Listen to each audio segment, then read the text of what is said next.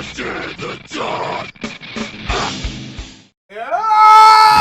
shit!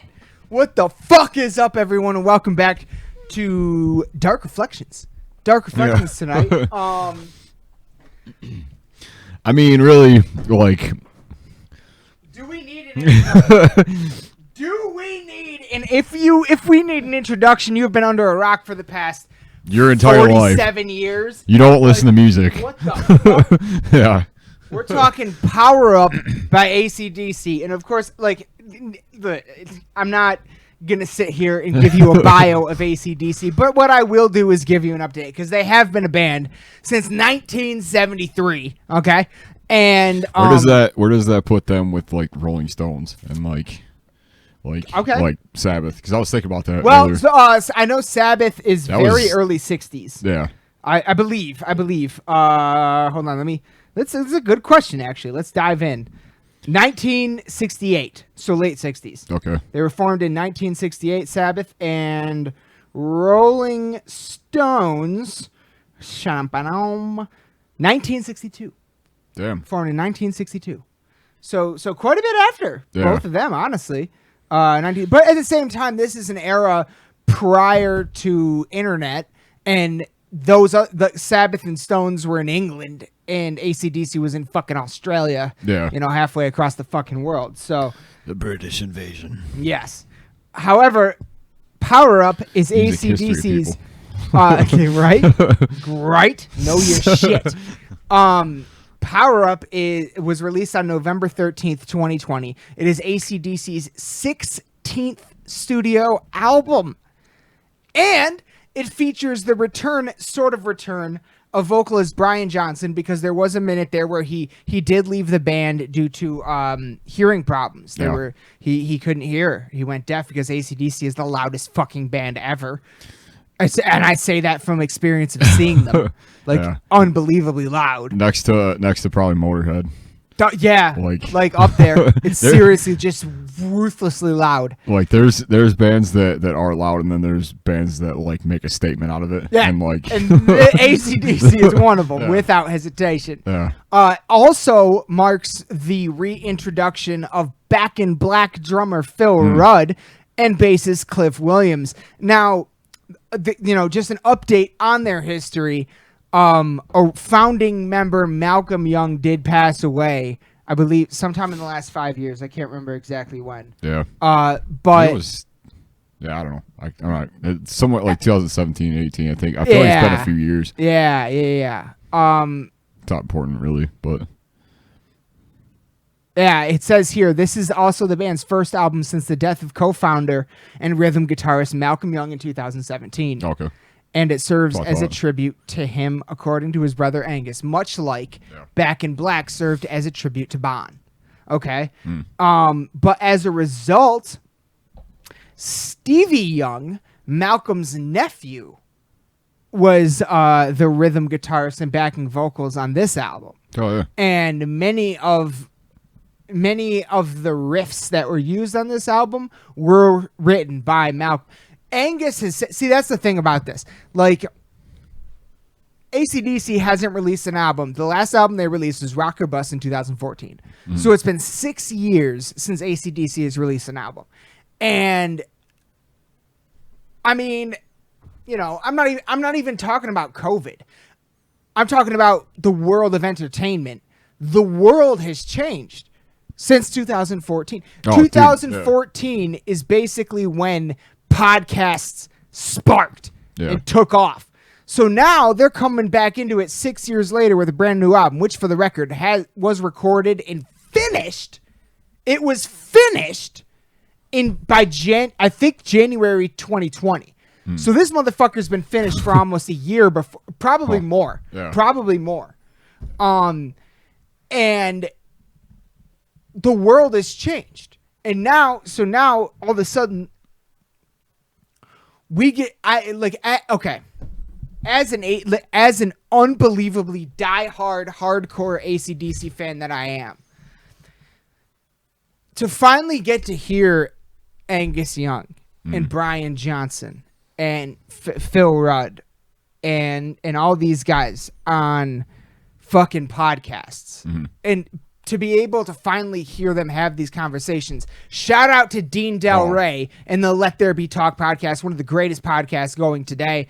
Everybody go back and check out Dean Del Rey's interviews with fucking Brian Johnson, Angus Young, Cliff William, and I think he did Cliff William, and Phil Rudd. Unfucking believable. Some of the great, like, these are podcasts I have dreamed of hearing since I started listening to podcasts. Yeah. Like, because when I first got into podcasts, there wasn't that much metal. There weren't that many, like, rock and roll and metal people involved. Jamie Josta was getting his start, but, like, you know, there wasn't that much at that point in time. So to be at a point now where I get to hear AC fucking DC. It's pretty, yeah. On pretty a fucking... special. It's so special for me as a fan. It's like shivers, dude. Like oh man, like invaluable to me as a fan. And I already fucking forgot where we started with that. I don't know. You're just going into. But I do want to mention that I remember, like, honestly, this is going to be a deep dive into AC/DC. Like, this is like because this is the first time an album has come out while the podcast Lost in the Dark has existed. Mm-hmm. So this is my first opportunity to really, like, go off about them in this form. And I'll like, we talked about it last night. We were on Skype last night and we talked about it. How like we had a little soupçon of experience with some of it, but we never got to, like, wait outside of a record store for the new record to come out in a line and stuff like that. We had some sort of similar experiences to that in our lives that we were lucky enough to have, but we never got that fucking album release one. And I'll never forget the day I bought back my copy of Back in Black. Because I thought about that day. I was like, man, I wish it was that. And it was a day my family used to own a cabin up north here in Michigan. And my Preston, the co-founder of this show, and his dad, my uncle Dave, came out to East Lansing to pick me up we're going to go up to the cabin. And I can't even remember how this happened or the situation or anything, but, like, somehow I guess I got them to stop at the CD warehouse, which was on the corner of Abbott and Albert in downtown East Lansing. It's now a tattoo parlor. It's also where I bought my copy of The Wretched Spawn, my first Cannibal Corpse CD. But I went in there specifically to buy Back in Black. Two very different experiences. Oh, very. Very. But yeah. And I bought that shit, and we went up to the cabin that weekend, and we played Back in Black all fucking weekend, dude. Yeah. Like, I will never forget that, dude. It's just like this AC/DC. They're a legacy band. To me, for me, they're one of my favorite bands of all time. Yeah. I love them. Like, so, Angus Young's whole thing with the schoolboy outfit and how that was, like, a protest against, like, the uniforms in the schools that he went to, and then, like, at a very early time when I was getting into them, I got a copy of this DVD called Family Jewels. And this is pre-YouTube. You know what I mean? Like YouTube probably existed at this point, but it wasn't what it is now by any means. Oh yeah, they put out that big, like, anthology kind of thing. Yeah, it was like a 2-disc, all live. Yeah. And I will never forget watching It's a Long Way to the Top If You Want to Rock and Roll. They played it on a truck bed. Yeah. Driving through downtown something, probably in Australia, I don't know. Yeah. Some city. And kind of looked like LA, but I don't think it was. I don't think so. But I have no idea though. But to this fucking day, like, how has nobody else done that? Like, that is the greatest shit I've ever fucking. That's right there next to the video for Vice Grip where they're skydiving. Yeah. You know what I mean? Like, that's it blew my fucking mind. Like, and like, okay. And for anyone who doesn't know, look, I am. I'm not gonna get into it, but I am two parts. I am very much pretty violently against, not violently, but pretty very much. I'm hyped up, people. I'm very against. I do not like organized religion. Having said that, I was brought up in the Catholic Church, and I have gone through all the sacraments in the Catholic Church outside of marriage. I've never been married, and I never will be married in the Catholic Church, for the record. But I was brought up in this shit. You know what I'm saying? So I fucking feel like I can fucking speak against it. And the last sacrament that I did in the Catholic Church was confirmation. That's the one you do. That's the last one you do before marriage. Okay? I swear to fucking God, Eric, I will never forget this. My next door neighbors at this point in time, I was young. I was, at home with my parents. And my next door neighbors at the time went to the same church as us, and they were all this and that, whatever. And their oldest daughter was the same age as me. So we got confirmed at the same time. And my godmother, my Aunt Sue, and my mother drove me and this girl home from confirmation. We were neighbors. You know what I mean? So we're having like a combined confirmation thing, whatever. Yeah. I swear to fucking God. I think I remember you telling me this is a true story. Yeah. I tell them, because at this point in time, I'm into metal. I'm into it. And I tell them to turn on the local rock station. Shout out to Q106. And still exists. Oh, yeah. Somehow. And this, I swear to fucking God, on the way home from confirmation, the song Highway to Hell comes on the radio. And I lean forward, because I'm in the back. I lean forward between my aunt and my mother, and I go, turn this up. Turn this up right now. They do, and then they realize what's happening. What it is. I watch them realize we're driving home from your confirmation, and you're listening to Highway to Hell. To this day, one of my favorite things ever. And that was already at the point where I was like writing, I have a whole notebook of lyrics that are basically AC/DC lyrics. You know what I mean? Like I was just not copying, but like in my head, I'm already, you know what I mean? So you'd say it like they were kind of your first like big like band that you were. Before I found Iron Maiden and Lamb of God, AC/DC was my favorite band of all time. Yeah. 100%. Okay. Yes. Like I loved AC/DC. I loved the fucking. I saw you were even doing it. Yeah. The chicken walk dance, dude. I used to be able. I can do that perfectly when I don't have a shit foot, but I can do that perfectly. Dead serious. Like I can chicken walk. Like I can. I fucking worship Angus Young, Brian Johnson, Bon Scott, Cliff. Like all of them. Like they, to me, AC/DC is the single greatest rock band ever of all time, period.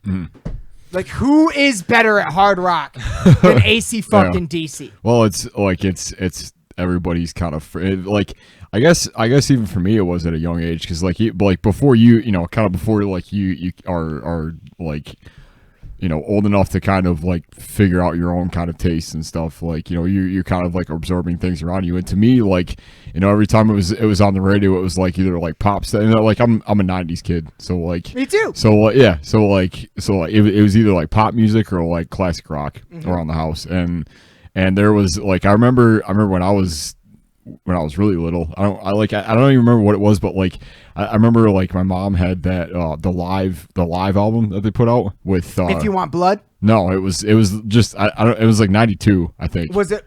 It came out in '92. Yeah, it has I think Angus is on the cover of it, and it's got like it was from like Back in Black era, so it was like it must have like just Johnson. been yeah. Okay. And like I remember hearing that when I was really young.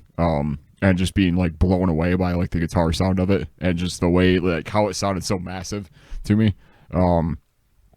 And like now it's like given I haven't been paying like super close attention to them over the last like couple of releases, just because like tastes have changed, and you know, I don't really look at it, you know, kind of quite the same way as, you know, as I do, because like I mean, I guess I'm more like tuned into like the newer stuff, but like for some, like I feel like this year and like, you know, as well this year and really like the past couple of years, like it was kind of, I had the same response to this as I had to the Ozzy album, which was like, this is very important. Like this is whether I'm into it or not, like this is a very important release for just for music. Like the fact that we still have this, and the fact that, I mean, we've talked about it with Slipknot, we talked about it, but with AC/DC it's different, because like they are like, what, you know, we were talking about like what other band like completely exemplifies rock music other than AC/DC. Like they are your favorite band's favorite band. Like, yes. Yes. Kind of a thing. Like, you know exactly. what I mean? Like, exactly, dude. Exactly, dude. And I might not be like a giant fan of like all of their releases and stuff, but I will say, like, anytime it's like, you know what you're getting with it, and I feel like with this one more so, they just, like, I mean, we kind of talked about it. It almost seemed like they just had this mindset of like, if this was the last thing we were ever gonna put together, like, it may as well be something like this. It may as well, because it has all filler, or all hitter, no filler. Yeah, I said that wrong. Sorry. All hitter, no filler. Yeah. And there's not a single skippable track on this album. It's all, like it's all okay. Like it's great driving music. Like it's, you know, I feel like they're a band that just kind of warrants that. Like that, just like speed, I think. Like, I mean, they made a whole record about Iron Man, like about the movie. So like, and they've been doing it for 47 fucking years. Like 47 fucking years, dude. Prime example of like, if it ain't broke, don't fix it. Like kind of. This is what I'm saying. This is what I'm saying, and this is okay. So this is on the charts, right? This is huge right now. This album, but. Like with everything that's good, there's always going to be haters. True.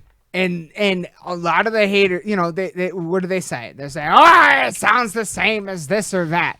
Well, look, man, buckle the fuck up, Buttercup, because that's what this is. This is Hatebreed. This is Cannibal Corpse. This is Slayer. Like, you know what you're getting with them, and if they did something different, you'd bitch about that too. You know what I'm saying? I'm even fucking sick of that fucking rhetoric of just like, like it sounds like them. It sounds like them, and that is what I want. Yeah. I want like the most AC/DC album, and I would even argue that this album is like a victory lap.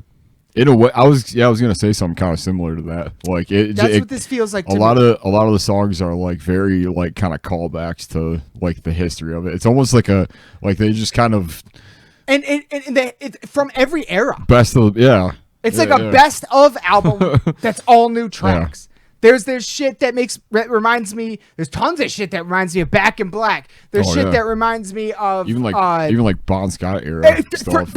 It's a Long Way to the Top era stuff. Yeah, like If You Want Blood, Highway to Hell. Fucking there's stuff that reminds me of like Who Made Who. That era. You know what I mean? Like it's like an encapsulation of every sound they've ever done, but they also do play. They also do like mess, like put a turn on it. Yeah. Every time you think you recognize it, they put a turn on it. It's a little different. It's a little different. Yeah. They do a little sidestep. And I mean, dude, the talent, like the solos, the fact that Brian Johnson came back after full hearing loss and can sing that fucking good, and you're gonna be like, oh, it just sounds like everything. Fuck you. Like, are you serious? Like, how do you not recognize this raw fucking talent, like, of these guys? Of the fact that if we were, this album would have came out way earlier in the year, probably, if we weren't in pandemic, and AC/DC would have probably been touring. And guess what? I promise you that if they had been touring this very year, I could see Angus Young would be on the fucking ground, soloing, spiraling in a circle, soloing like you've never heard. Yeah. I promise you that would have happened. They can all still do it, man. Yeah. Like, and that's the craziest part. Like, they all still got it, dude. Like, that's like when I what? when I look at like successful bands, or like, you know, like really the ones that are like have a lasting impression, like the ones that never go away. Like, I kind of think of that style, like that kind of like just I mean, that was what we were talking about. It's like it's just this undeniable like sound, like this, just like, you know, you can't. It's as much them as it's ever been, and like and kind of going back to your point about like putting out something that sounds like the thing before. It's like sometimes it's not necessarily a bad thing. Like sometimes like, I mean, I don't know. I do see where the argument is, because it's like, you know, do something a little different, or like kind of like add to the sound or whatever. But like they do every time. I would say for this album specific, like I can't speak for the last few that have come out, because admittedly like I said, I haven't followed it quite as closely as maybe you have, or maybe as far as like the last couple albums. But I can say that like the fact that like this one kind of piqued my interest enough to be like, fuck, like they're still going, and like this is, and it was, I remember kind of pitching it to, because like we were kind of talking about doing this episode a little differently, as far as like, you know, it's like, because you're a lot more into them than I am, and I was almost gonna be like, try to like convince me to like listen to this or whatever, but really like there's no, that does like just play it, like, and it kind of speaks for itself. Like it's all, it really does. Like, you know, it's not, if you like AC/DC, you'll probably like this. Like it's there's not, no question. If you like you AC/DC, you will adore this album. Like, and even if you don't, but you're a fan like I am, like kind of like a casual, like somebody that like, you know, every so like I guess I'm more a fan. Like, don't get me wrong, like Back in Black, like, you know, like timeless. Like there's songs on there that like you can't fuck with. But I think that for me, a lot of it was like, a lot of the cool stuff came from like the Bon Scott era.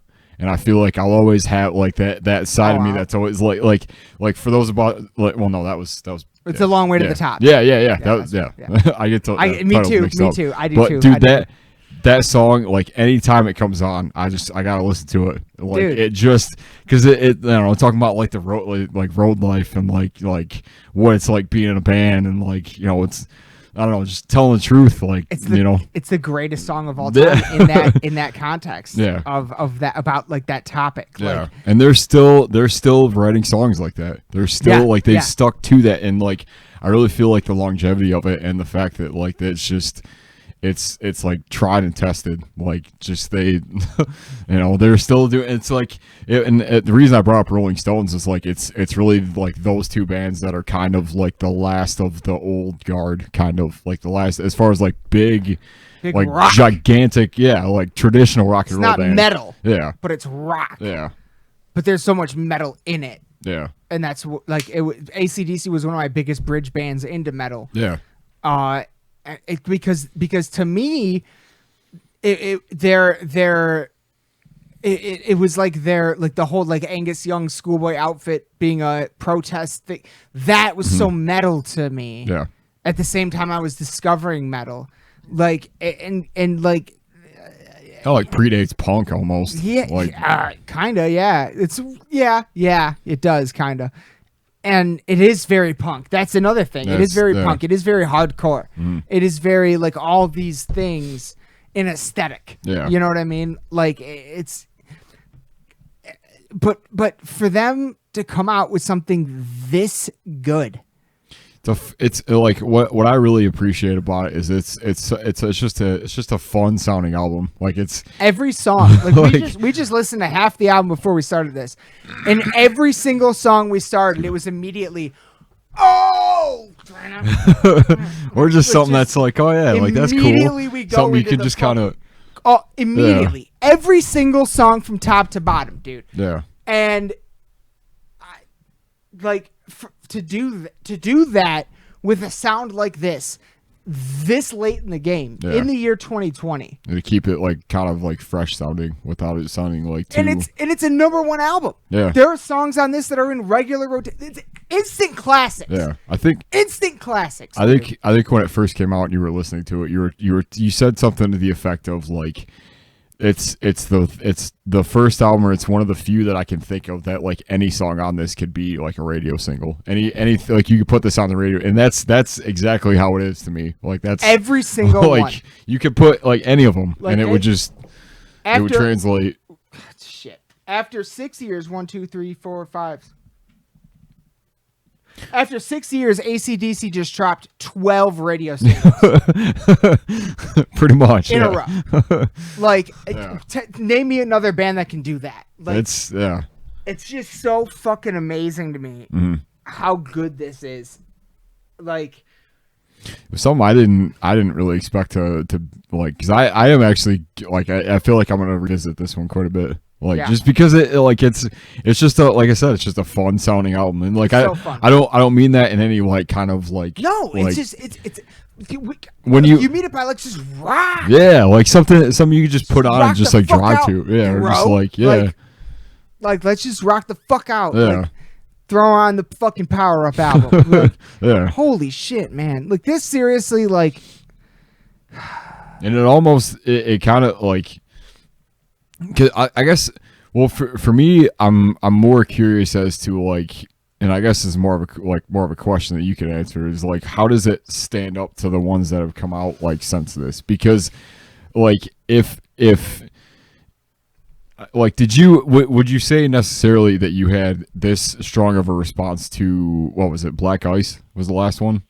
Or Rock or Bust? Rock or Bust came out in 2014. Black Yeah. Ice came out in 2008. That's and right, yeah. Like since, like as like an adult fan or whatever, like as like a real fan, like these are the three albums that came out in my time. Right. You know what I mean?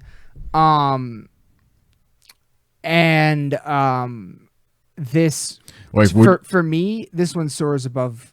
Now, okay, let me be very honest. I am very familiar with Black Ice, and the only time I've seen AC/DC was at the Palace of Auburn Hills. In Auburn Hills, rest in peace. That venue, it is no longer in existence. Yes, cheers to the Palace. Saw my first fucking metal show there, man. Like, You saw Slipknot and Iron Maiden there. Yeah. Like, And I saw Iron Maiden and AC/DC there. oh yeah, And the Trans-Siberian Orchestra. Damn. Many times. Yeah, we're just talking about that, but yeah, go on. So Black Ice does have a very special connection to me. And then I'm not gonna lie, Rocker Bus came out in 2014. 2014 to like 2016 or 17, I was in like a weird place, and like I kind of like didn't keep up with shit the way I always did. I stopped going to as many concerts. Yeah. I was just like in a weird place, and honestly, the beginning of this podcast is what brought me out of it. I can see that. So I missed Rock or Bust, and I'm not gonna lie, I still don't. I'm sure I've heard a track or two, but I don't know that album at all. Okay. But having said that, in terms of top to bottom, Yeah. like, I mean, I know this is, and maybe I just haven't given the other albums enough time or enough listens or anything like that. But man, for me sitting here right now across the table from you, this might be my favorite album since Back in Black. Like seriously, like I own all of them except Rock or Bust. Okay. Rock or Bust is the only one I don't own. Yeah.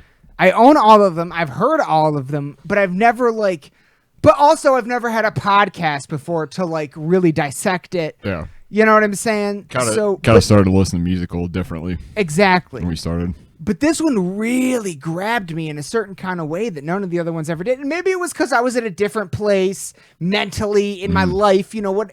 Music does that. That's what it, you know. Sure. And if I went back to it, maybe I would find an album that I like more. Yeah. But you know, I'm allowing for all of that.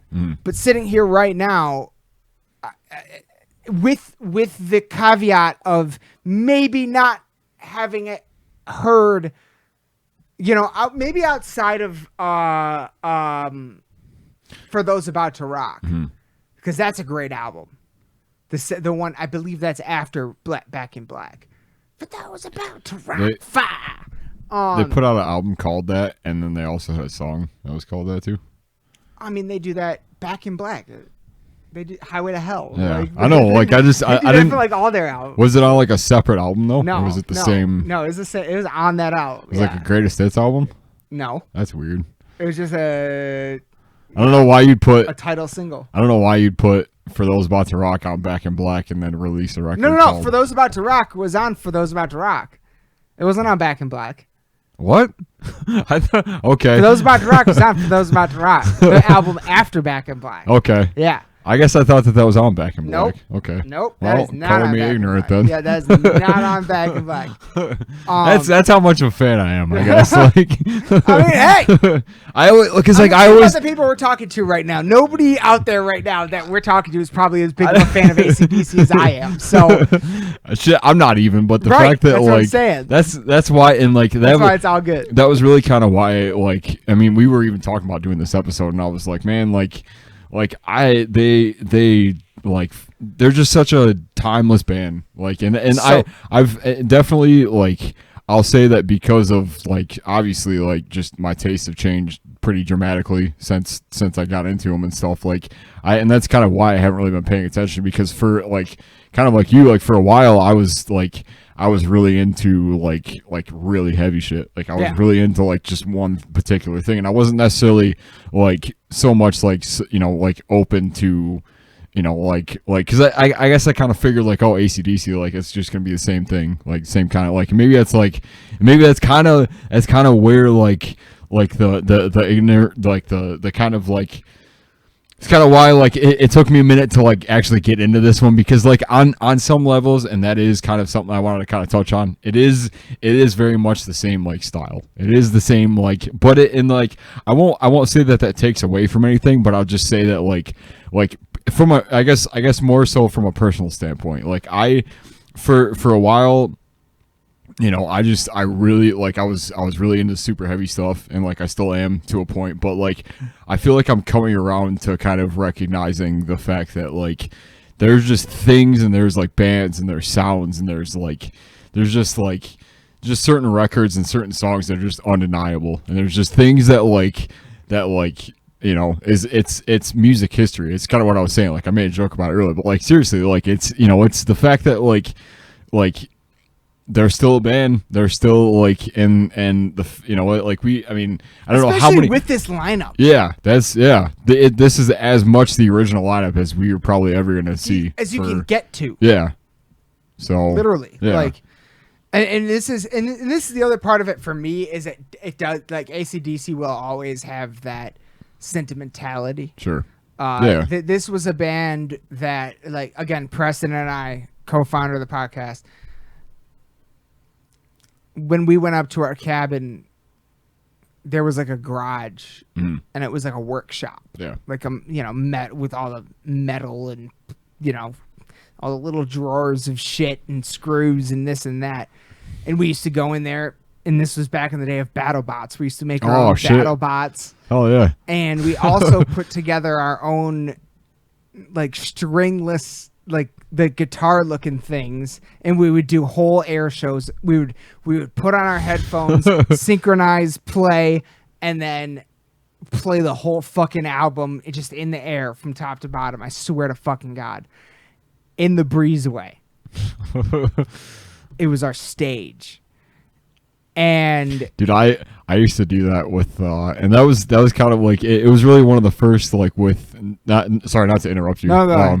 But like just that like it was kind of like when I heard that live album the first time it was like you just be like a kid like you just pick up like tennis racket or you pick up like hockey stick or whatever at the time like I just I had one of those laying around and like I just kind of did the same thing and it was like it's like they are the guitarist band like they are you know what I mean like Angus has been my god and that's also I don't know how much that means coming from a drummer but I'll say like, I would say it means more yeah coming from like that's how I've always like they like AC/DC to me has always been a guitar driven band. They've always been like the band that like like you hear like they're like it's like Deep Purple to me. Like they're a guitar driven band as well, but they also have drum stuff that really kind of gets me. So yeah, I mean, like Phil Rudd is. Dude, yeah. And that's the thing about that's another thing about AC/DC is it's like everybody's always like, oh, everything they play is so fucking simple. Okay, try to play it. Well, it's like, and this is what I want to ask you. This is what I was saving. This is what I was saving. This is what before we started, I said I got something. I want to save it. Yeah. I have a question for you as a drummer, okay? And I can speak from I'm a novice guitarist, so I can at least speak from that perspective. But from a drummer's perspective, I want to know. Tell me. Okay, first of all, have you ever tried to play any AC/DC songs? Have you ever sat down and tried to play any AC/DC song? I'm sure I have. It's been a long time. Okay, fair enough. I wouldn't say like recently. Fair enough. Yeah. Now, because this is and this never occurred to me until I heard them say it on the Dean Del Rey "Let There Be Talk" podcast. Yeah. Especially when he's talking to the episode with Phil Rudd, the drummer. Yeah. Because Dean Del Rey is a musician himself, a vocalist. Yeah. I believe he plays guitar and maybe even a little bit of drums. I'm not sure. I actually, when I was looking up his podcast, I found like something that I don't know if it was like him or whatever, but like some music stuff. Well, there's a lot on YouTube because for a minute there, I don't think he does it anymore. I think like the last year was the last year, but like for a minute there, every year he would do a tribute to Bon Scott concert. Oh. And he would have the craziest guests. Wow. Come on, fucking Corey Taylor, fucking Dave Lombardo, Bill Burr. Wow. Like anybody from the metal rock comedy scene that could play music and loved AC/DC came and played AC/DC songs with them, and he would sing them all because he can fucking hit those notes like a motherfucker. Huh. I guess I never knew that about him. Yeah, no, that's why he sounds like that. Like he's got that voice. Dude. Yeah. He's amazing. I kind of figured amazing talent. Yeah, every time I listen to him, it's like I always feel like he could really like. Oh, he can belt. Yeah. Oh, he can. When we're done with this, we'll go upstairs and watch some of it, and I'll show you. You'll be like, "What the fuck?" But yeah. But like, fuck, I forgot where I was going. As you were gonna ask me the drum question. Oh, there we go. Yeah. As a drummer, thank you so much. You just saved me. One of us has got to be on top of this shit. As a drummer, I can speak to it from a guitar standpoint. Okay. But on these podcasts, they said everybody always says like AC, it just sounds so simple. But then when you act, because having done these live shows, playing all these AC/DC songs, he's like, this shit is way fucking harder than people give it credit for. Yeah. Like, as a drummer, would you agree with that sentiment? Or would you say it is actually pretty easy? I would say, yeah, I would agree with that because like there's always, and to me that's the thing, like that's really kind of, and like I mean to kind of take a step back from more of like a personal standpoint, like that is the most like misunderstood part of playing drums is like the fact that like, and like my dad, like we I don't know, we talk about it all the time because like I'm very like I like to be up on what's happening in like the modern as far as like playing drums and like as far as like, you know, like the speed stuff and like technicality or whatever, but there's also like there's always something to be said about the fact that like playing faster versus playing like slower is like it takes it almost takes two different people, like or you could learn it in two different ways, because to me like there's a famous quote from somebody, I wish I could recall the name, but I love it, and he talks about the fact that like you know, put like something really easy or like something really slow in front of a drummer that plays really fast, and like they won't be able to do it, kind of a thing. Like it always, like to me like and that's kind of like the, as far as like writing and as far as like playing and stuff, like that's the thing that I feel like I always try to balance, like personally, because I think that there's something to be said about simplicity. I think, and like there's something to be said about like you can, and there's also another quote is like you could have two drummers play the same exact thing and it'll turn out completely differently. Like there's a style side to it, I think. And like you can't teach that like groove and that kind of like there's like pocket drumming to me. I feel like like there's guys that really kind of like hone into that like 4 on the floor kind of like beat, and that can kind of like carry like say what you want about him, but I feel like Lars Ulrich is really kind of like somebody else that I feel like is very like his part like more I guess more so like past the thrashy kind of stuff. Like his parts are very simple, but it's driving. You know what I mean? Like it serves this kind of like purpose, and I feel like that's kind of the same thing with AC/DC. Like their drums, like they don't set out to make these crazy songs and these crazy like technical songs. It's very like what fits the music to me, and like a lot of times that's kind of the difference. Is like I don't know if this is answering your question at all. No, but it is. But like I think that there's something there. You can argue both sides, really. You can argue that like faster, more technical drumming, more like technical, like, you know, like parts and like just different like written out things are a little like are harder, and like they are. I feel like they are for a different reason than they, because like, you know, simple stuff, like simple like 4 on the floor type beats, like it takes a certain kind of person to get that feeling, like that kind of like, you know, that like just something that kind of gets your head going, like that, just that thing that like I kind of call back to the term like pocket drumming, and I feel like Phil Rudd, is that right? Yeah. Okay. Yeah, I feel like he's a great example of like a pocket drummer, because he just like it's always like straight up on time. It's always like exactly where it needs to be, kind of a thing. Whereas like technical drumming and like, you know, more so stuff that we look at now is like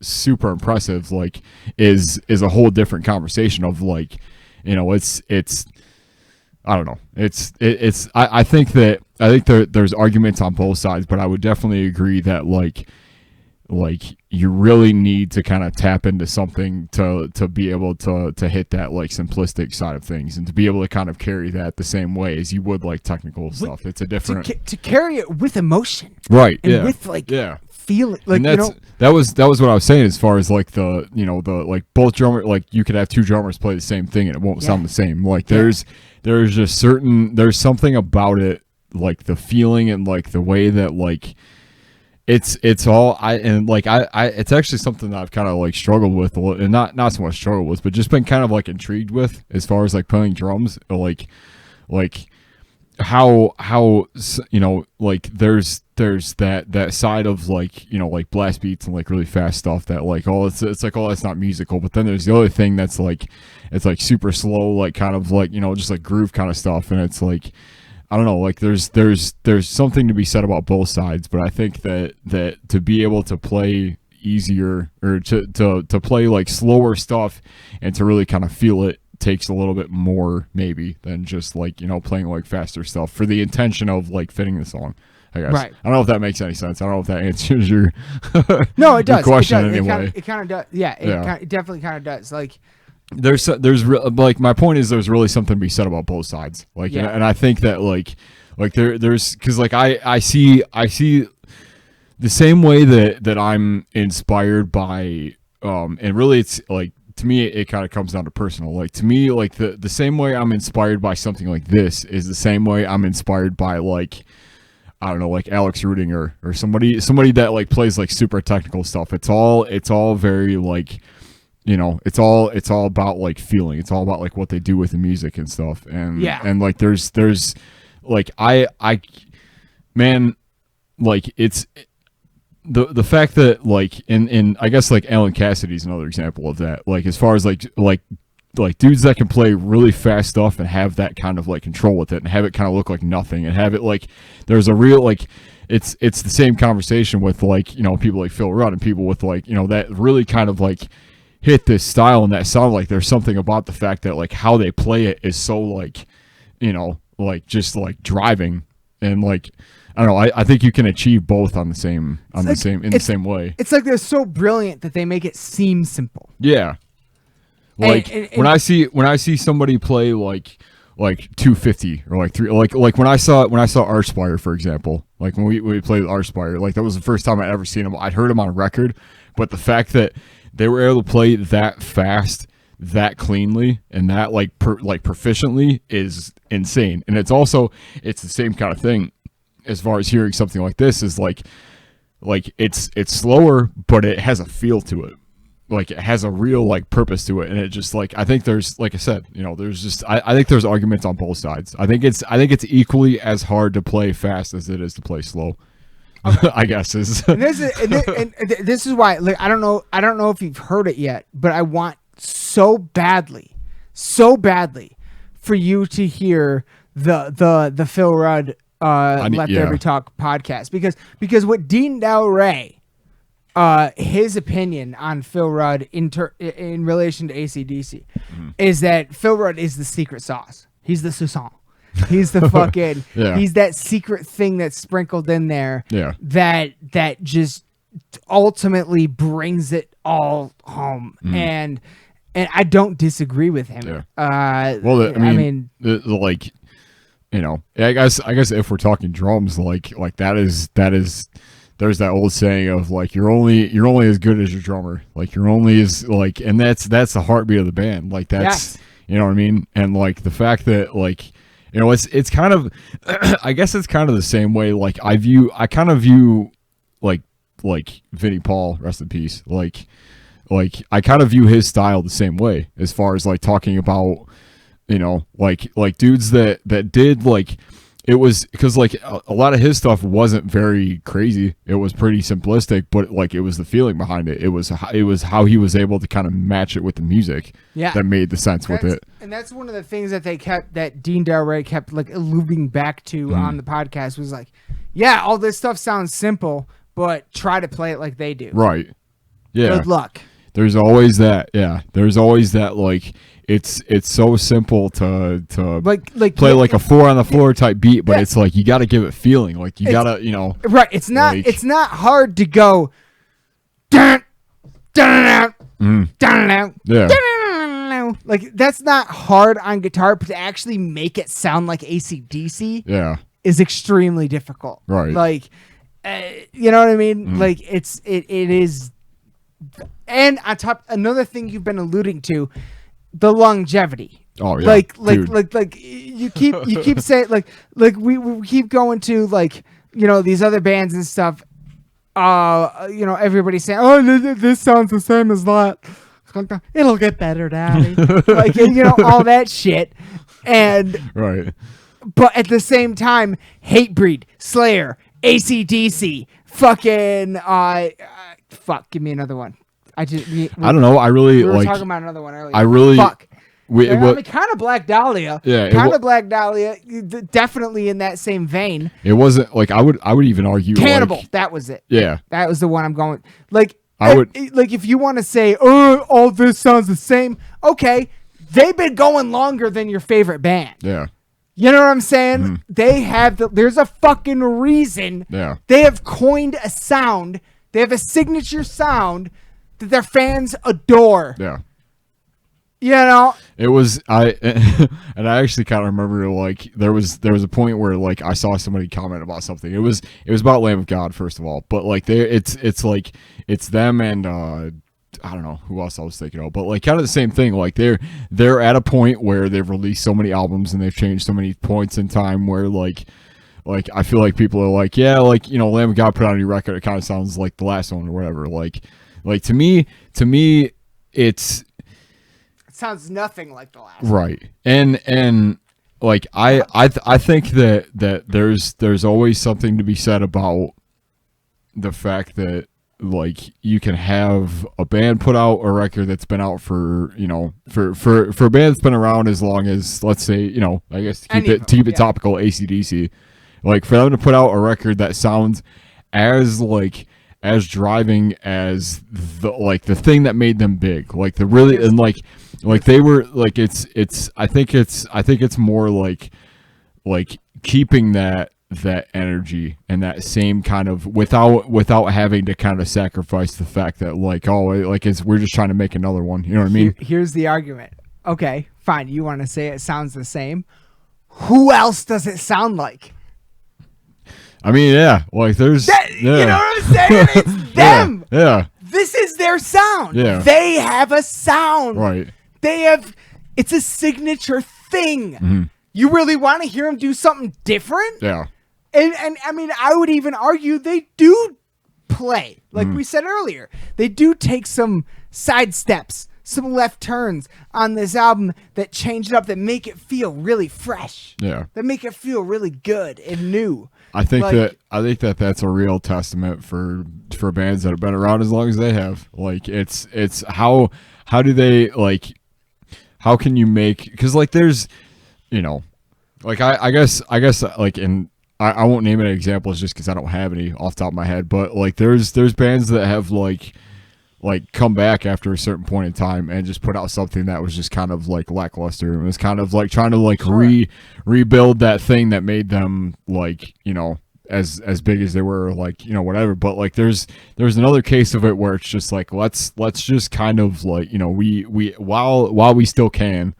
What it is loyalty. Right. What it is we okay, from the podcasts that I listen to with Angus, he's always like, we're a fucking rock band. Yeah. And we have to rock. Like, that's our whole thing. Yeah. That is our purpose. Like, we can never not rock. like that's the whole fucking thing. Yeah. So it's like, you know what I mean? Like, he always goes into the writing with that mindset. Yeah. And it comes through. It comes through. We see it. I to kind of call back to the record, I love the fact that, like, I don't know if you can see it or whatever, I don't know, you can look it up, but the fact that like and I was thinking about this as we were listening to it, like they use so much of like the stage setup, like the amps, the guitars are in the cover, like there's lighting, there's fucking, like, I don't know if you can. Oh yeah, they can see that shit. Looks beautiful.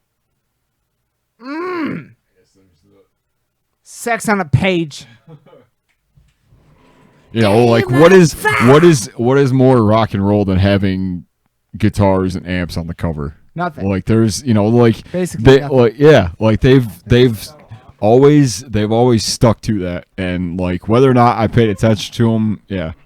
I guess probably should that whole time. I should have said something way earlier. Sorry. No, it's all good. Sorry, everybody. Yeah. But anyway, yeah, like I don't know. I guess I don't really have too much to say about like too much left to say. I guess other than like I didn't like. Did we know that this was coming out like for sure this year, or was it something that? I feel like it was kind of on the fence. It was something that was rumored for a long time. Yeah. But because the first time I heard about it was with Dean Del Rey in that podcast.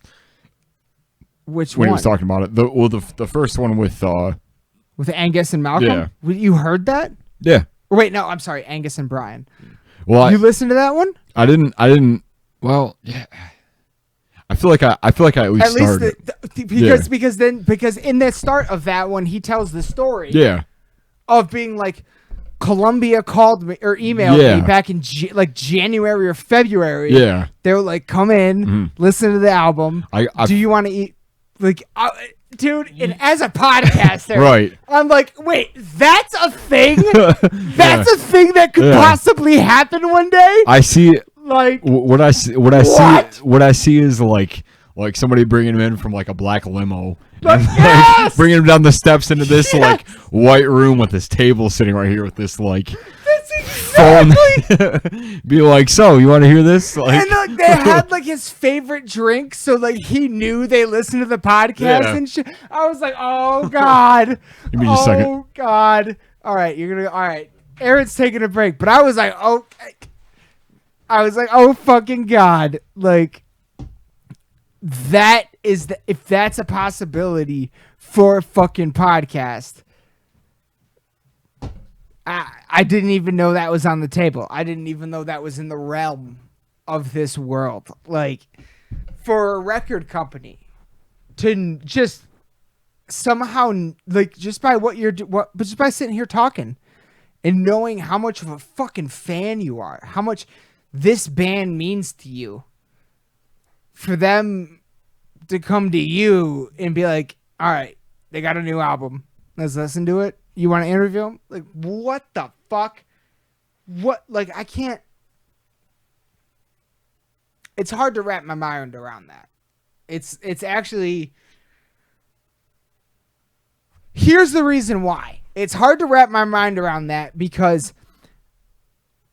I started this podcast with such selfish intentions. It was literally, I've got friends. This was my mentality starting this podcast. All right.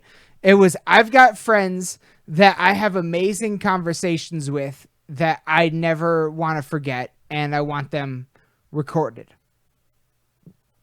So I started doing that. Just having conversations with my friends and recording them. And then it turned into this whole thing that we're at now, where we're talking to bands from all across the country. Even not on the show yet, but being in contact with bands outside of the country.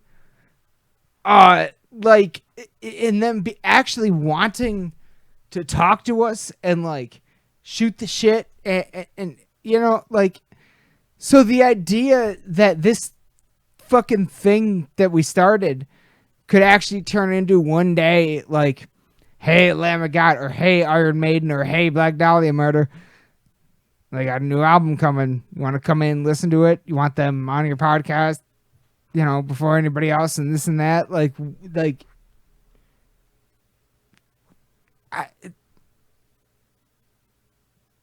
I didn't know that was even in the realm of possibility. I had no idea. Like that's just fucking insane to me. And I listen to Let There Be Talk. I listen to Dean Del Rey. I know he is. I like if there's like, okay, look, there is nobody in my personal life that is a bigger AC/DC fan than me. Nobody. I did fucking research projects in class on the history of AC/DC. I wrote papers on AC/DC. Okay. And Aaron's back. So yeah, I've written papers on AC/DC. Like, there's nobody in my world that is a bigger fan of AC/DC. And a matter of fact, I've never heard anybody be a bigger fan of AC/DC before I started listening to the Dean Del Rey podcast. And he's seen Bon Scott live. Like, I can't touch that. I can't touch that. Yeah.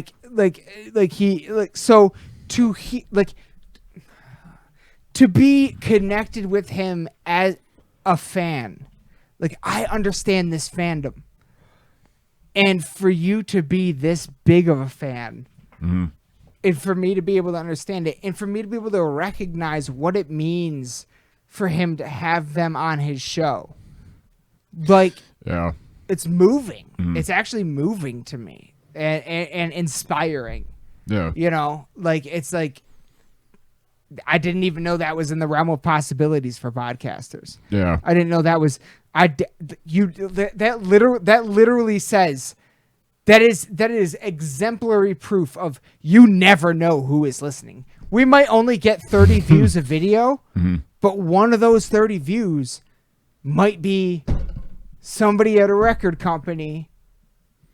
Something, yeah. You know what I'm saying? Yeah. Like something like you never fucking know. Mm. But at the same time, that's of course never why we started this. That's never why we do this. Like, that's it. But the idea that Dean Del Rey introduced that through AC/DC into like the zeitgeist, the plexicon, as a possibility, it just is so inspiring. It's so like, yeah. And that doesn't happen without this album. Mm. That doesn't happen without this album right here. And I don't know. Like I kind of feel like I've said everything. Like it's like ultimately what else is there to say? Really? What I like that was the biggest thing I wanted to say about it was like it felt like the greatest rock band ever to exist doing a victory lap. Yeah. And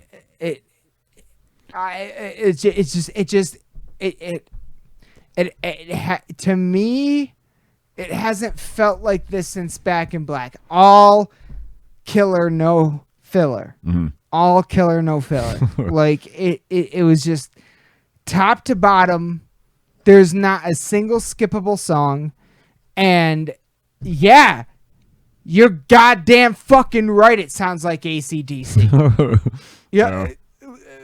What the fuck? You want this to be Iron Maiden? You want this to be... What the fuck do you want? Yeah. What the fuck do you... Of course it sounds like it's an AC/DC album.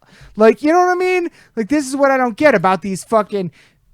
And the same people that say, it sounds the same, if the band had did something completely different, they would be the same ones going, it sounds something like AC/DC. Yeah. You know, it's just this, fuck you. Fuck everything. Fuck it. Like, just like, if you like it, just, if it hits you, it hits you. If it doesn't, it doesn't. And that's okay. But it hit me. It hit me in some kind of way. Yeah. Like, honestly, like, maybe it's just because we live in this fucked up 2020 and it was such a fucked up year and for this band to come out with this and Brian Johnson after going through all that, for everything to sound this fucking good. Yeah. The solos, the vocals, the drumming, the rhythm, the backup vocals, the bass. It's pretty incredible. Everything to sound so fucking good. Yeah. It sounds so fucking... It sounds like it could have been recorded in 1980. Yeah. It sounds so fucking on point and amazing. Like, it's undeniable to me. And it just, I don't know. It hit me in a certain kind of fucking way this year that an album like this hasn't hit me in 12 years at least. And Yeah. it just, it's one of my favorite albums of the year. I love this thing so much. Like, Would you put it on a top 10 list? of the year? Yeah. Without hesitation. Okay. Without hesitation. Absolutely. Little hint there. Little segue. Because we are currently, I guess, I don't know if you want to. We're working on the Filthy 15. It's coming. This is a Dark Reflections. Yeah. We can talk about that. Yeah. We are working on the Filthy 15. It is coming. Mm-hmm. It's gonna be. I feel like we agree on a lot of the same things, but I feel like we like there's like glaring differences, and like it's mostly just because of like I feel like we've been paying attention to different stuff. That's our magic. Yeah. That's our magic. Yeah. That's what makes this work to me. Is it's our our similarities, our connection, our natural like melding together is what works. But our differences is also what brings us together. And it's you introducing me ooh, to the, you know what I mean, each other's shit. Yeah. Like that's all. It all brings it together in a way. You know what I mean? Like that's part of the thing I love about this. So like I love the fact that when we do our Filthy 15 list, you're coming in from an angle that I would never like. I just don't know. Like it's you're like introducing it to me 9 times out of 10. So that is so valuable to me. Like I think that's so valuable, and I love that. So like yes, we do have a Filthy 15 list coming, and we hopefully got a couple other surprises for you coming too. We definitely have a few more. God, at least 1, 2,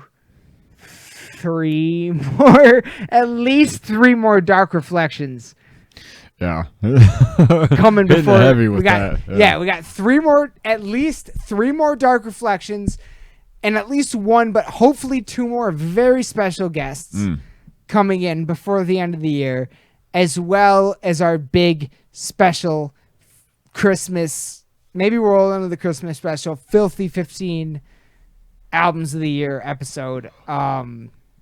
Maybe our field reporter will show up and give us some tips for the holidays. Who knows? Wait, you know. what? What'd you say? What? Our what? Our what? No, I literally didn't hear you. Our field reporter. Our I mean, who knows? Oh, who knows? My God. Possibly. Yeah, possibly. Possibly. But anyway, yeah, like, possibly. Yeah, 100%. We're gonna wrap this up. Yeah, let's wrap this one up. I mean, are you kidding me? Like, Yeah. we There's just, nothing. like, ultimately, we just took a deep dive into AC/DC, Yeah. the band, because this is the first time we've gotten to talk about them Yeah. in this, like, just be able to take a deep dive. And it's just, this album was so, I can't say enough good things. Like, there's not a single song, like, when I start it from the top, I have to finish it. There's no choice in the matter. Like, every song is fucking outstanding, and it just blows my mind. It just blows my mind, the talent and how good. Like, it's so amazing to me, and I can't wait. I pray that I get a chance to see them live again one day. Like, yeah, I wish I would have taken that chance. Honestly, there's a lot of things, specifically this year that happened last year that I'm like, I wish I would have not been so stupid about that. But anyway, yeah. But yeah, tried and true, man. Exactly. Like, there's nothing like if you're into rock music, if like basically, like, and like it's like I think, and especially more so now than ever, like if Ozzy were to release another record, if Maiden were to put out another one, if Priest were to put out another, like it's that same sort of thing. It's like, doesn't matter. Kind of losing it. Doesn't matter. How much time has passed. It doesn't matter what's come out since then. Like, you just, like, there are certain things that, like, you really have to give credit for, because like, and I feel like we talked about it a lot last year too, with a lot of releases that came out with a lot of things, specifically like Slipknot and or even like Lamb of God. Really, I feel like their last two were kind of the same, as far as, like, there's potential that we would have never had these, like, just based on things that have happened. And so, like, the fact that, like, I don't know, like, it's, to me, like, it's very inspiring, and it's very, like, the longevity, and the fact that, like, they've pushed through countless amounts of, like, hardship and tragedy and stuff, and like, and they're still able to put out something of this level at this point that's still very, like, undeniably them. Is, you can't hate on that. No. And, like, and just I'm still stuck on the fact that, like, any of these songs could really be on the radio. Like, any of these songs could be, like, smash hits right now. An album. Like, that's what I'm saying. Like, yeah. if you make an undeniable smash hit, like, Yeah. like, whether you like it or not, it's a smash fucking hit. Yeah. You know what I'm saying? Like, and this is a whole fucking album of You Shook Me All Night Longs. Of, you know what I mean? Yeah. Like, it's... Well, it's like straight up rock stuff. It's got a lot of blues stuff in it, which is cool. I like a lot of the guitar riffs in it. I guess the kind of, like, specifics to the record. More so, I guess, like, Kick You When You're Down and Code Red were the two that, like for me, were, like, because, like, I've always been a big fan of, like, blues guitar, or, like, just that kind of style of just stuff that just kind of, like, the really, like, kind of riffy stuff, the stuff that just kind of, like, you just hear it, you're like, fuck yeah, you know what I mean? It just kind of, like, so it hits you. Also, Through the Mist of Time and Demon's Fire, Demon Fire are probably the three or four hard. that I really. I mean, and for me, definitely all of those. The singles, I love all of the singles. Yeah. But, like, Rejection, Through the Mist of Time, which is Spell, I mean, God, Wild Reputation, No Man's Land, System Down, Money Shot, like everything. Like, it's all so fucking good. The riffing is so incredible. The vocals are like, how is this even possible? It's just like, it's really mind blowing to me how they could still crank out an album that is just this 12 tracks, man, of magic, every single one, like we've been saying, could be a radio single. It's an instant classic. Yeah. Like this is, put it this way. As much as I love their other albums, I think in 20 years people will still be talking about Power Up as opposed to Black Ice or Rocker Bust. You know what I'm saying? Yeah. Like, this one is just magnificent and special. You know, it's the one.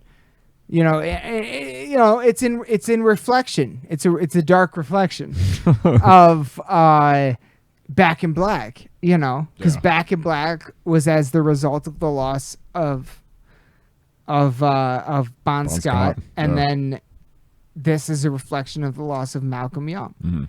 And it's like when they're faced with the hardest adversity is when they make the greatest music, almost. Like, it, you know, like some people definitely, and I'm not here to argue, say that Bon Scott's era has always been better, and I'm not here to argue because I love them both. But in Brian Johnson's era, I feel like there have been a few spectacular moments, and this is one of them. Yeah. This is one of them. Yeah, I agree. So, like, I mean, you know, as much as I don't know, like, because they both have really different approaches to like lyric writing, and as far as like very just, much. like presenting the songs and stuff, and I think that like I like the kind of, because like Bon Scott to me, I feel like told more like stories, or kind of told more like, you know, like TNT, like kind of stuff, like just stuff that was a little more like, you know, I guess more like driven in like punk music, I guess, kind of that style of like kind of gritty, but like, you know, gosh, like Brian Johnson, dude, is like the fact that, I mean, you've heard the story about how he like Bon Scott actually found Brian Johnson. It was at a club. Yeah. And he like, it was like an aneurysm or something, like something happened on stage, and he was like convulsing or whatever, and he was like, dude, that's the guy or whatever, and like kind of inadvertently kind of, you know, like led him to joining the band and stuff. And like to me, I think that, like, you know, there's something to be said about that too. Like they're both vocal styles, and both, you know, they're like, I mean, how many, and that's the other thing, is like how many other bands like two different vocalists have you know, of the same band have. Name me another band. Yeah, it's like, you know, like that's done that. Like, name me another band that's pulled that off. Yeah, like, there's so many strikes, and there's so many things about like this, like about AC/DC that just like on paper don't make sense. Right. Like realistically, you know, and just the fact that they do it, like they're still going after all this time is, I think it's worth celebrating, like to me. Like it's the same way that like anytime like Deep Purple or like Priest or, you know, like there's a few other bands that did garner quite a bit of success with a new vocalist, but none of them with the longevity that AC/DC did. Yeah. None of them. Yeah. With the longevity that AC/DC did. So, I mean, yeah, they're. I mean, look, dude. Like I said at the beginning of this, for my money, they're the greatest hard rock band of all time. Like, there's nobody that does it better than they do, and they have this sound that is undeniable, and it's they've cultivated a signature sound that is exactly what you want every time. Yeah. I feel, and for everybody else, it's it sounds the same. Fuck you. It doesn't. If you actually listen to it, and it's actually magic what they're doing. It's actually literally magic. Like, I don't know how else to explain what they do, because to me it's magic. Like it's amazing that they can still do this and sound this good, this deep into the game. 16 albums in, and you're dropping one that I consider an instant classic. Yeah, like we were talking we were talking the other night about like it was more so a conversation about drum beats. but it kind of like it relates to this, because it's like, you know, like for the longest time, like I could name like, and what it came down to was like, it was a conversation about the fact that like the punk beat is so like interchangeable and like just usable throughout everything, and the fact that like how is it that like all these years later we're still using it in the same way and it still sounds just as cool. Like it's the same way with like AC/DC. Like it may be like 4 on the floor. It may be like, you know, and what I mean is like you know, traditional like 4/4 stuff, but stuff that has kind of like a stop to it, and like just that like that style of like rock guitar playing. Like how is it that after all this time it still just sounds fresh, and it's still, you know, like it's just, I don't know, and like I still don't have an answer for that, but it's just you can't fuck with it. Like no. you can't just deny it. Yeah. And that's what this is really kind of Yes. to me. Like it's just kind of a big, like, you know, tried and true, like, you know, it's just rock music, like, you know, like Demons yeah. like come on. Yeah, Come on. Like it's just the great rock of our time. I mean, I get jazzed up. I get jazzed up just fucking thinking about it. Like this is, guess what? It's beauty. This will be on the Filthy 15, everybody. So, One of our spoilers. Yeah. You want to wrap this up? Yeah. What do you got? Wait, what were you about to say? Nothing other than the fact that I don't know if it'll end up on my personal. Right. But well, that's the fucking beauty right? of our Filthy 15 is Yeah. I bring my shit, you bring your shit, and then we combine it. Yeah. And that's the beauty of it, dude. Like that's what I love about what we do. Yeah. Is the different perspectives, man. Like I really like kind of, I guess to kind of wrap up my last little thoughts about it is like,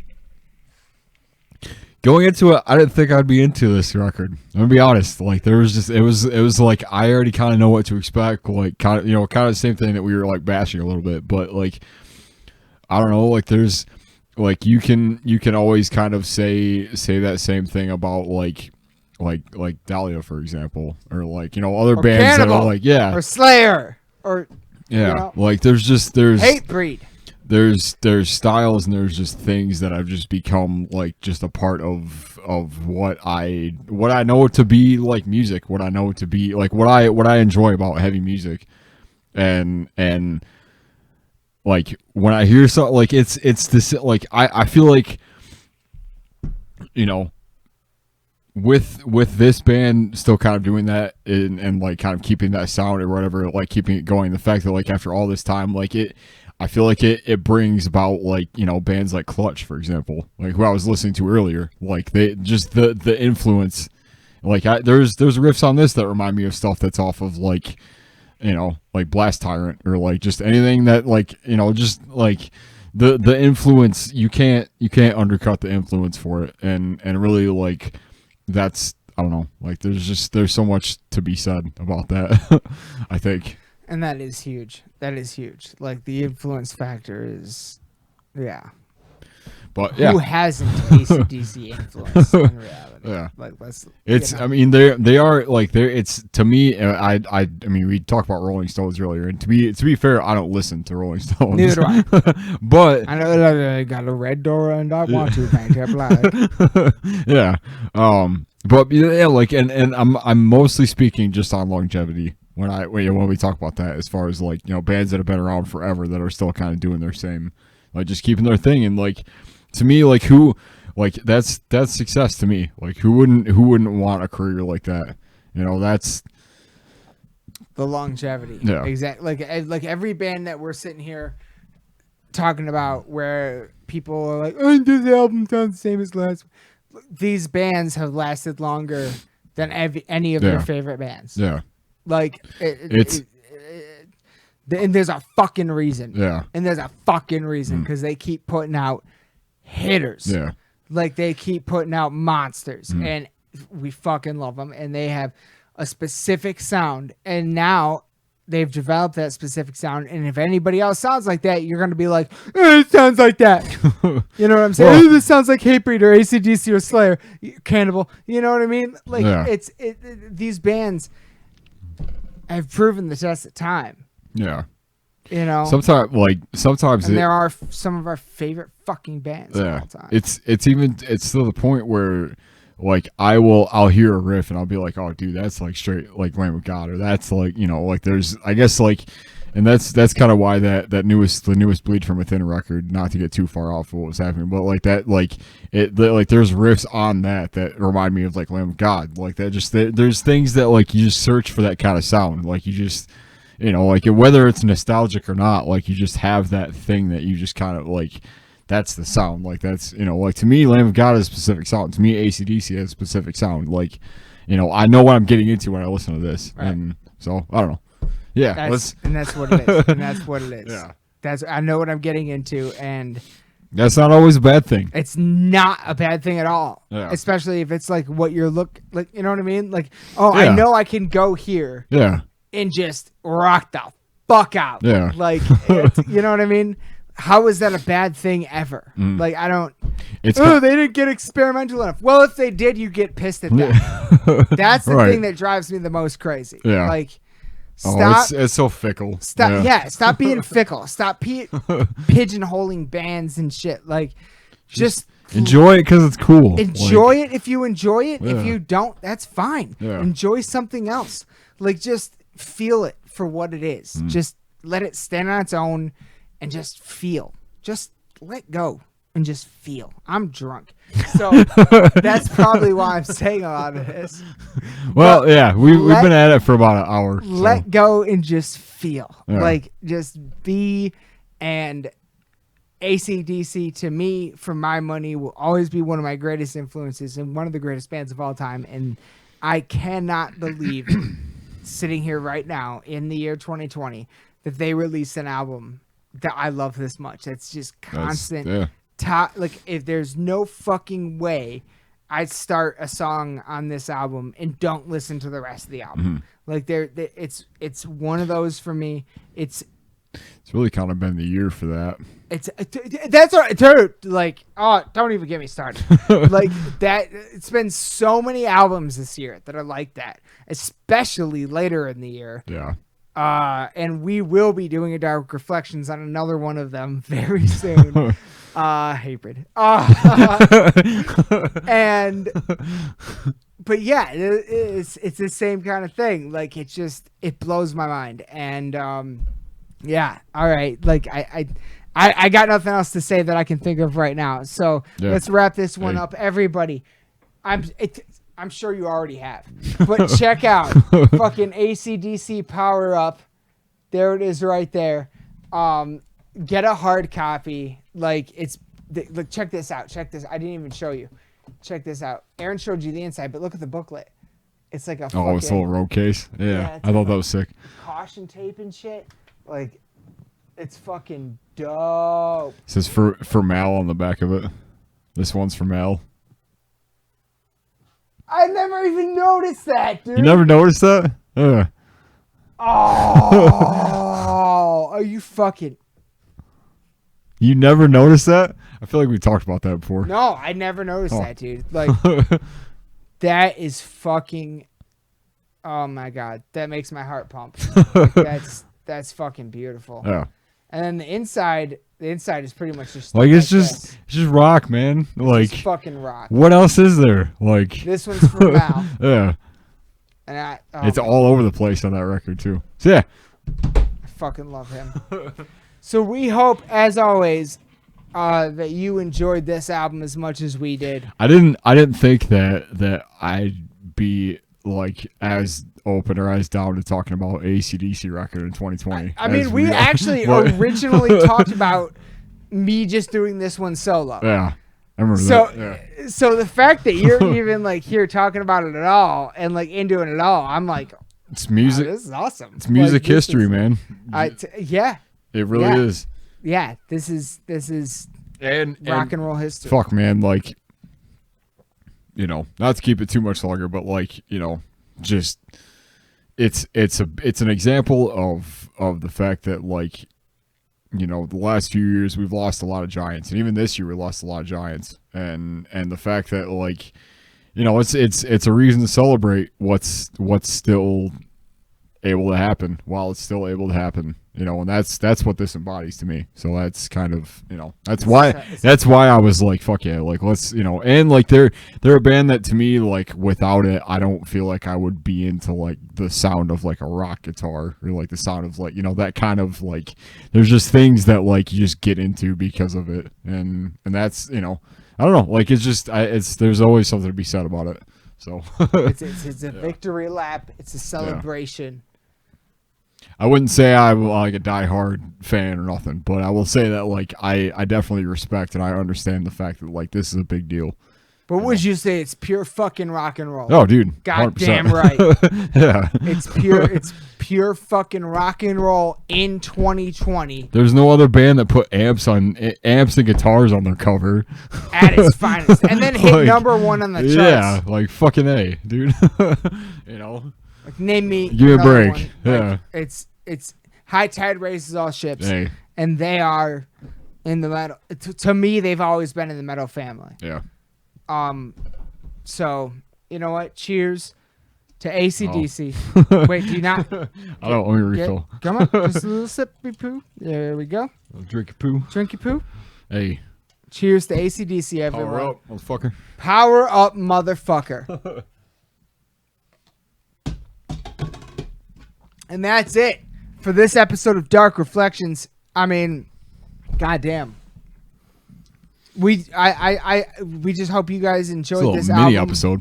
Oh yeah, I call these deep dives. Oh yeah. I just hope you guys enjoyed this album as much as we did. I hope you guys all check it out. To me, like, I think I made it pretty clear this episode how much AC/DC means to me personally as an individual, and hopefully maybe, you know, you guys all check out this album, anyone that hasn't, and you get that fucking just even if it's not something that you're like, like, if you see it and you're like, oh, like, you know, whatever kind of a thing, but like, just give it a chance. I'm just saying, like, give it a chance, because that is the mad notes. Just the mad notes. The mad you can't notes. deny the mad notes. Can't deny the mad notes. This shit is the mad notes. So check it out, please. We hope you enjoyed as much as we do, but as always, we got a lot more coming before the end of the year. Like we said earlier, we got hopefully a couple more guests coming on. We got a few more Dark Reflections, and we got a Filthy 15 Best of the Year episode coming before the end of the year. We got a lot of work to do this month, bro. And the month is like half over. Yeah. Holy shit. I don't know how we're going to get it all done. Be all right. But we will figure it out. And just turning on the camera and talking. Right? Like, yeah, it's really all of it. It is true. Wiggly air, man. Anyway, wrap it up. I love you all.